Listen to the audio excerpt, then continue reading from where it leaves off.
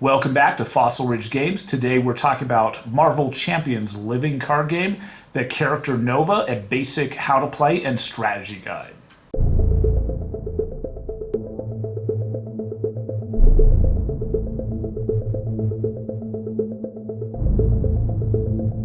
To get this character moving, go ahead and get the helmet, the Supernova helmet, into play as soon as possible. There's an alter ego action and do this on your first turn.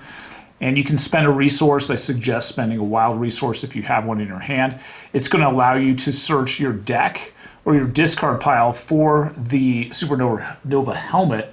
If you spent a wild resource, the helmet goes directly into play. If you spent just any other resource, the helmet goes into your hand. But irregardless of what you spent, get the helmet into play on your first turn. From that point forward, Nova has the aerial trait, which is super cool, and there's some pretty powerful combos that you can do, specifically with aggression that I'm going to show you about a little bit later.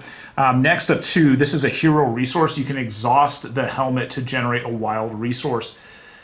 You know, kind of what I'm seeing more in the game, specifically with the last few characters, there are a lot more powerful cards that they put into game, but you have specific resource requirements.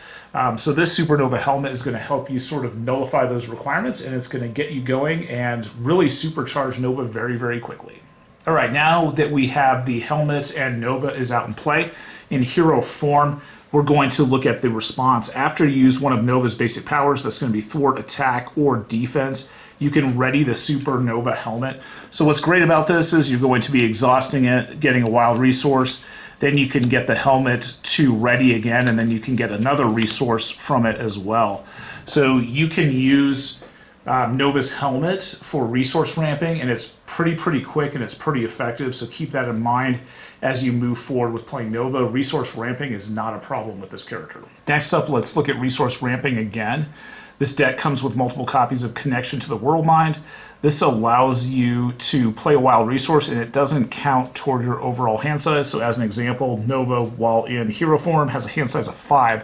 So if you have Connection to the World Mind in your hand, that doesn't actually count as a card.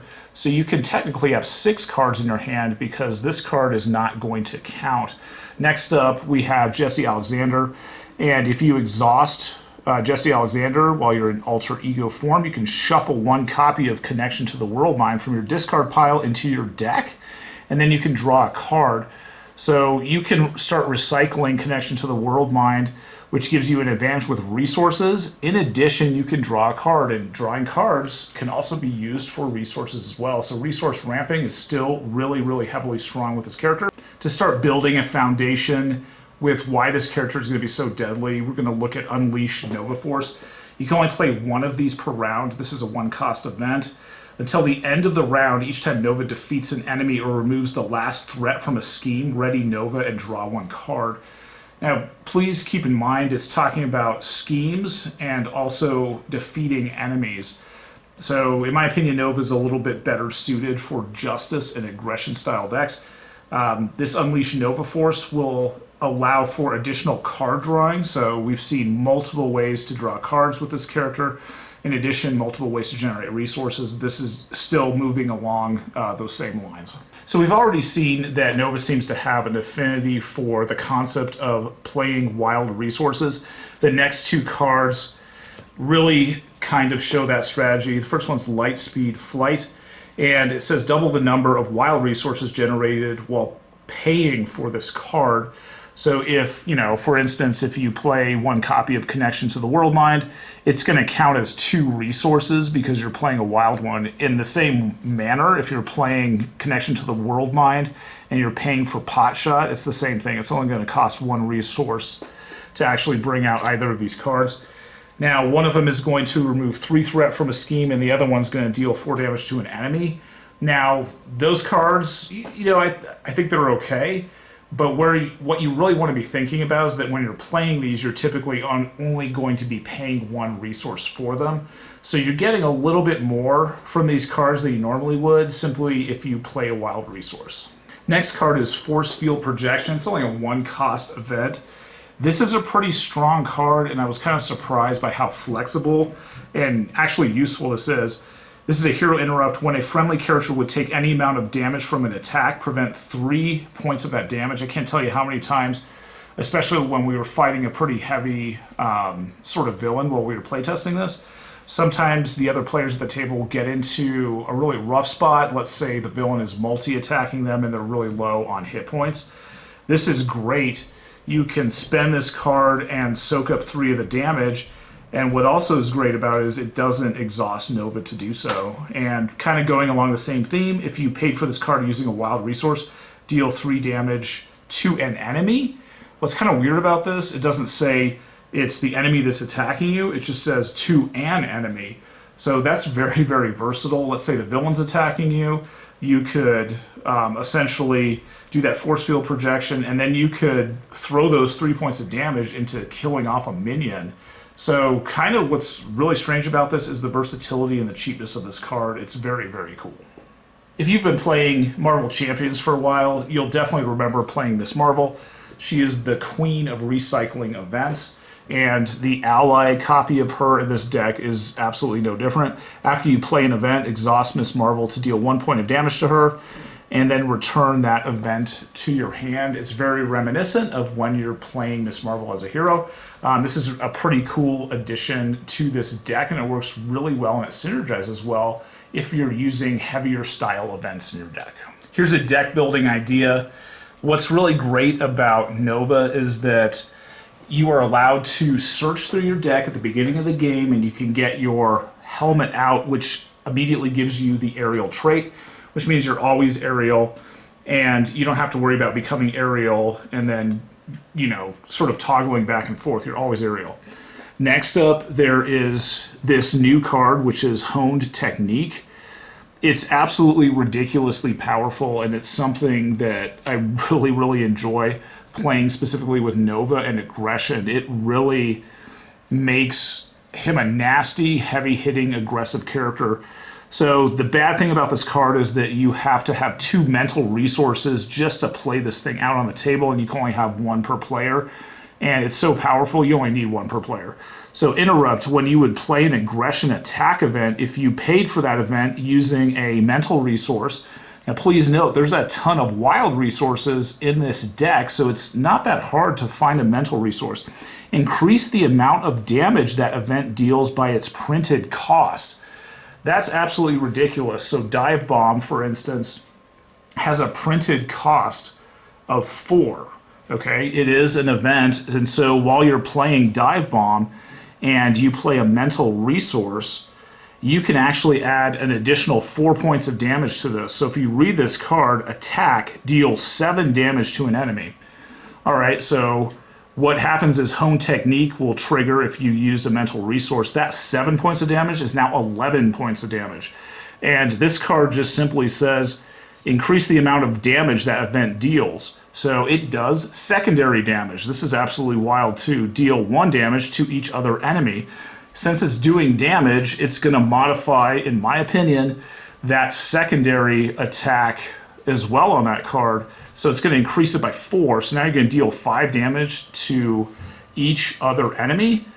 That's absolutely ridiculous. That's a ton of damage, and you're not going to be doing Dive Bomb very often, but when you do, it's going to hit really, really hard, and it's going to wipe out a ton of minions on the table. So to kind of make this combo shine just a little bit better, we have Martial Prowess, and this is something that allows you to get basically a free physical resource by simply just exhausting this. Now you're going to want to have a lot of events in your deck, so why not have Martial Prowess with it to pay for a resource? Now you're not decreasing the resource cost, you're actually paying for the resource, so you're not going to diminish the effect by Honed Technique.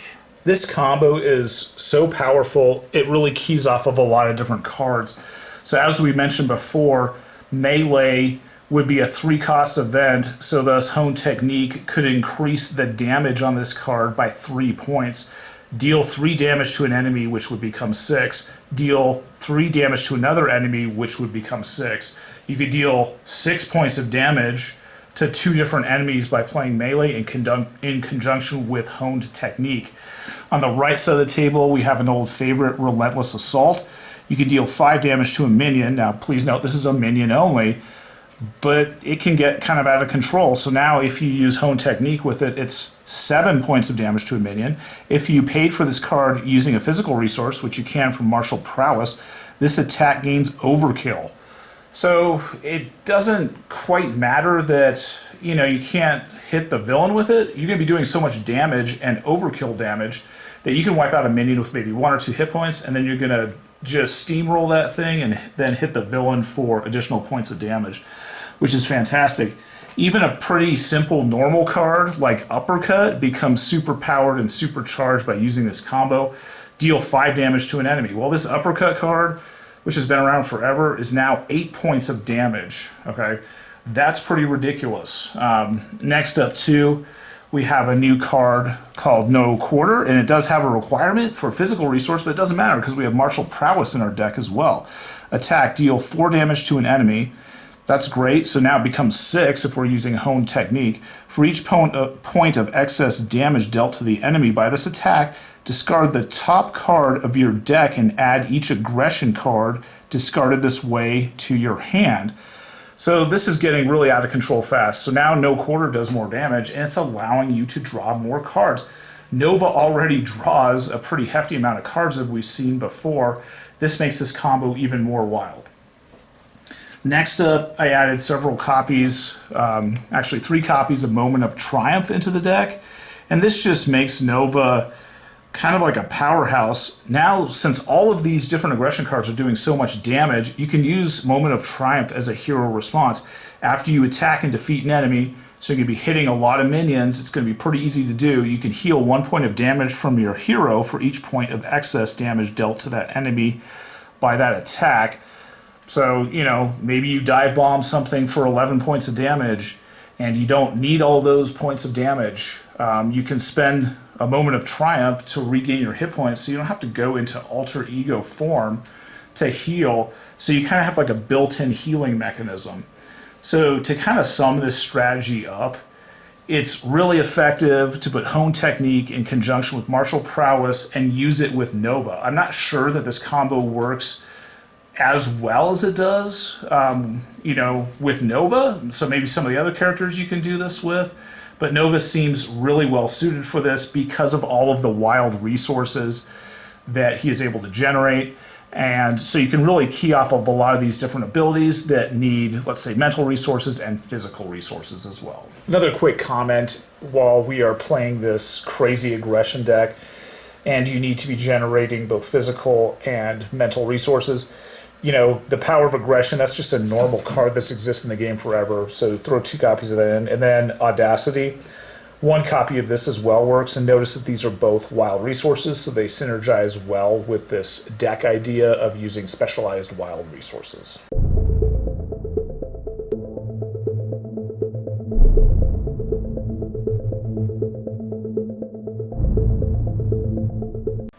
Another thing that you can do is use this Resourceful card, and this is kind of a strange card. It can be placed onto the table as an upgrade and then discarded as a wild resource, or you can just simply play it as a wild resource from your hand.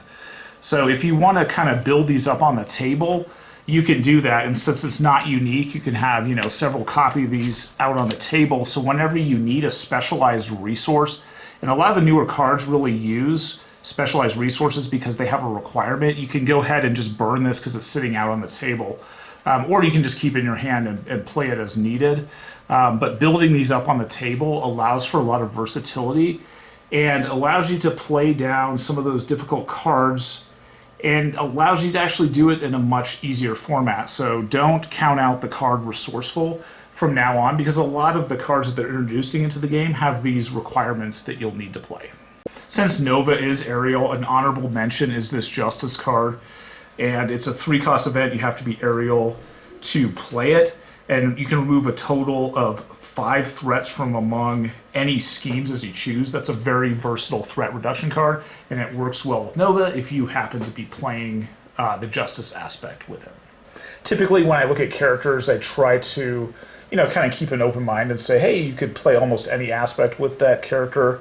For Nova, just some of the stuff that you can do with aggression is so potent and it's so powerful and it works so well.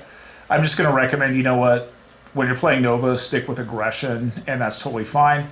If you want to toy around with other decks like, Justice, Leadership, Protection, that's fantastic. Hopefully you can come up with some cool combos, but just the aggression stuff that comes with this hero set, I mean, it was unbelievably potent and powerful. And once you get this engine going and it's like mid to late game, the damage output from a Nova aggression deck where you're using, honed technique, it just gets really out of control really fast. And you can sustain consistent damage round after round after round after round, especially playing in a 4-player game. It was terrifying to watch how much damage Nova could be putting out. So I want to thank everybody for joining me on this video today. And I got to admit, I keep getting surprised by the game designers. For the most part, I think most of the characters feel fresh and new. I felt kind of the same way with Nova. It wasn't somebody I knew a lot about from a Marvel perspective, but I was really pleasantly surprised. And just the aggression aspect, if you're somebody that loves aggression, I would definitely check out Nova. It's definitely worth your time. I want to thank everybody for watching this video, and as always, have fun gaming.